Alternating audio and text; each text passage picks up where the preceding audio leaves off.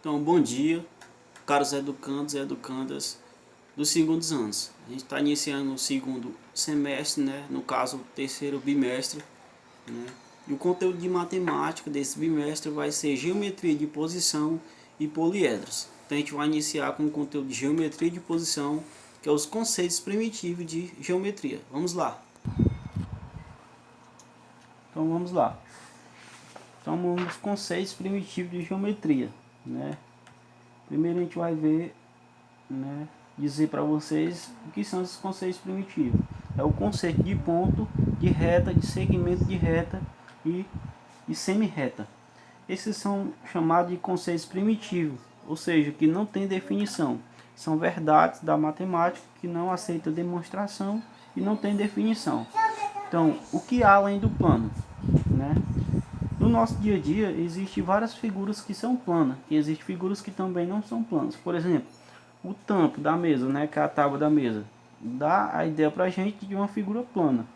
Já, por exemplo, se a gente pegar uma laranja, a gente vê que uma laranja é uma figura não plana, porque elas não, nem todos os seus pontos estão contidos no plano.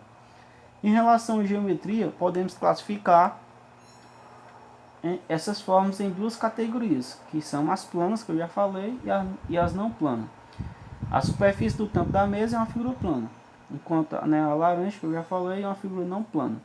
A geometria plana que estudamos até aqui é a ferramenta básica para o estudo das figuras não planas.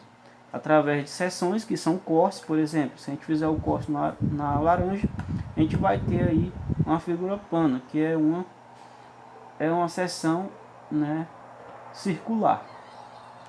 Além das propriedades das figuras planas, podem ser aplicadas no estudo das figuras não planas, né, que vamos ver agora nessa aula. O universo da geometria. A geometria de posição estuda as figuras geométricas quanto à sua forma e sua posição. E a geometria métrica estuda em relação às suas medidas. Destacaremos agora os conceitos fundamentais de geometria de posição, necessários ao desenvolvimento da geometria métrica, que é o nosso objetivo maior nessa aula. A reta e suas partes, né? Aqui a gente tem uma figura. Essa figura é chamada de paralelepípedo reto retangular, né? Dá a ideia para a gente, por exemplo, de uma caixa de sapato. Nessa figura a gente vai destacar o que é reta, segmento de reta, ponto e semi-reta, que são os conceitos primitivos, né? Reta, ponto, reta, plano e espaço. Vamos lá. Então, nessa figura aqui, nessa aresta da figura, né, a gente tem esse segmento aqui. A gente vai chamar de segmento de reta HG, né, que é uma dessas arestas da figura. Então a gente vai chamar de segmento HG, né, com esse tracinho aqui em cima, né, que significa segmento. Aqui a gente tem um ponto G, né, tem um ponto G.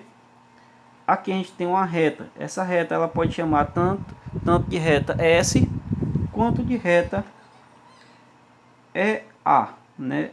A gente vai usar esse símbolozinho aqui em cima, né? A seta no sentido para o outro, né? Sentido duplo. Então a reta S ou reta EA.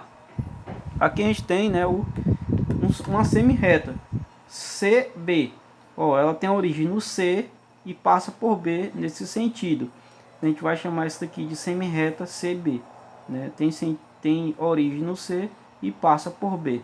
E aqui a gente, como eu falei, o ponto G.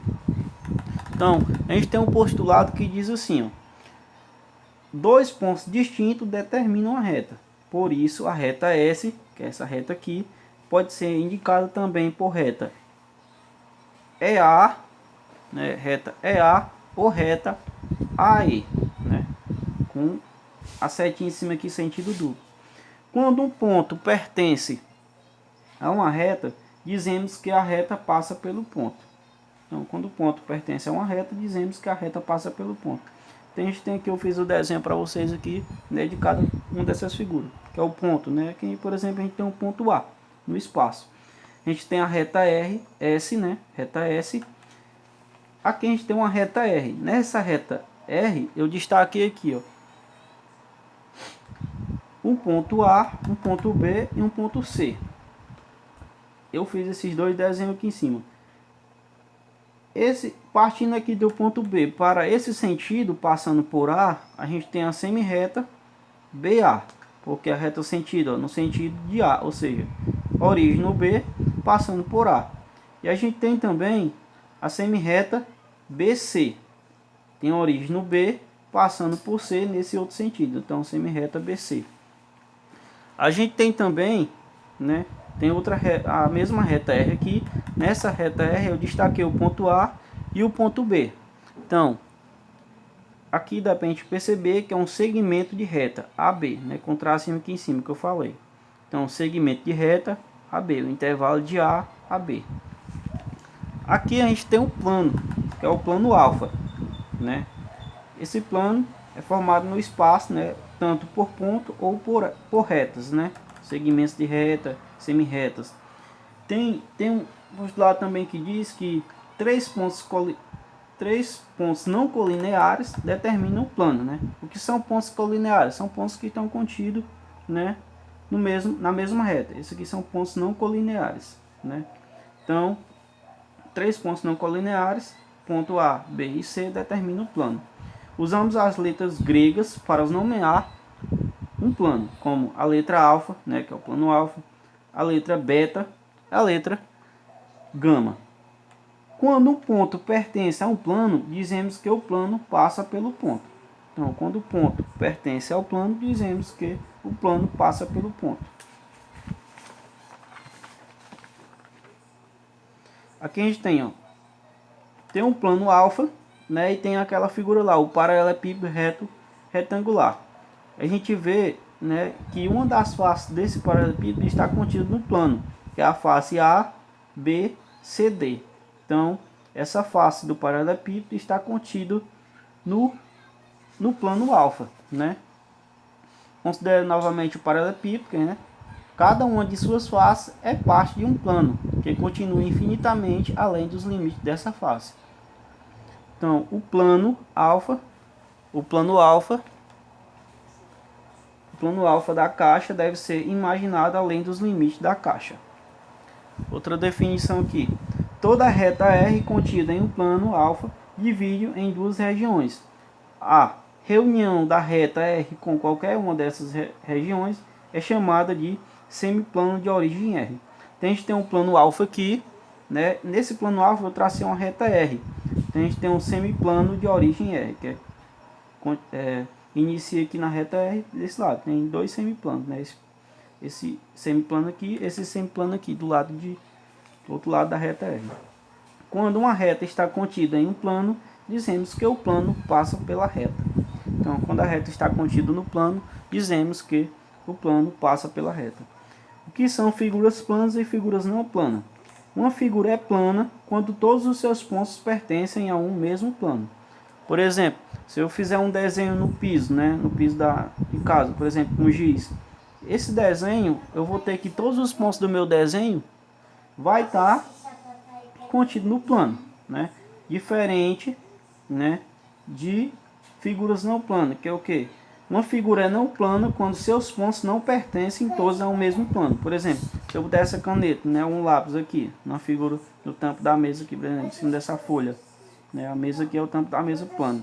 Então eu vou ver, ó, que nem todos os seus pontos está contido no plano, diferente do desenho, né, ou de uma figura plana, né, onde, por exemplo, a face aqui do paralelepípedo está contida, todinha, essa face de baixo aqui está contida no plano. Nota: duas figuras geométricas são coplanares quando todos os seus pontos pertencem ao mesmo plano.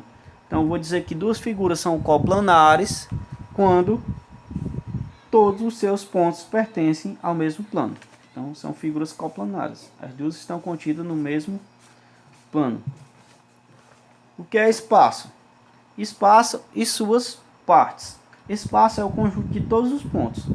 O conjunto E, formado pelos pontos do plano alfa e pelos pontos acima de alfa, é um semi-espaço de origem alfa. Então, a gente tem um plano alfa aqui, ó, tem todos esses pontos aqui no espaço. Então, o conjunto E, que é o conjunto de todos os pontos aqui sobre alfa, né, são chamados de semi-espaço, né, um semi-espaço né, do plano alfa, tá certo? Então era isso, pessoal, mais ou menos esses conceitos, né, a gente vai tirando as dúvidas na aula de tira dúvida, e podem perguntar também no PV, no WhatsApp, qualquer dúvida, tá certo? Bons estudos!